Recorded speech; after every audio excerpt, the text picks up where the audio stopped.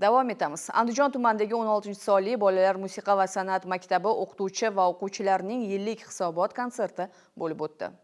Yosh iste'dodlarni har jihatdan qo'llab-quvvatlash va san'atning turli yo'nalishlarida tahsil olayotgan o'g'il-qizlar ijodini keng ommaga taqdim etish albatta yangi iqtidorlar shakllanishiga zamin yaratadi. Andijon tumanidagi 16-bolalar musiqa va san'at maktabida muassasa jamoasi tomonidan har yilgi an'anaga mos ravishda tashkil etilgan hisobot konserti ham zo'r kayfiyatda bo'lib o'tdi. Unda viloyat madaniyat boshqarmasi mas'ullari, san'at va madaniyat sohasining vakillari va o'quvchilarning ota-onalari qatnashdi. Jamoa repertuaridan o'rin olgan kuylar, qo'shiqlar va raqslar tinglovchilarga o'zgacha shukuh ulashdi. Musiqa san'atining yanada teran va mukammal anglash hamda uning ezgu g'oyasini qalblarga chuqur singdirishga xizmat qildi.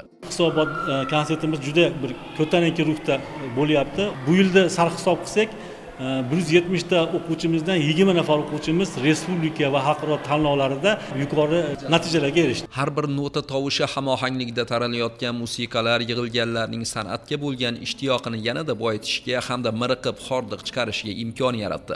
Hisobot konsertida o'tirib, yana ham o'zimga xalqaro tanlovlarga olib borishda, chet elga borib xalqaro tanlovlarda ishtirok etish uchun har bir yigit-qizlarni saralab olyapmiz. Mana Turkiya davlatida bor, Ozarbayjonda bor xalqaro ko'rik tanlovlarimiz. Shu yoshlarning ichidan 31 ta ta'lim muassasasidan eng iqtidorlarini olib, ushbu xalqaro tanlovlarga olib boramiz.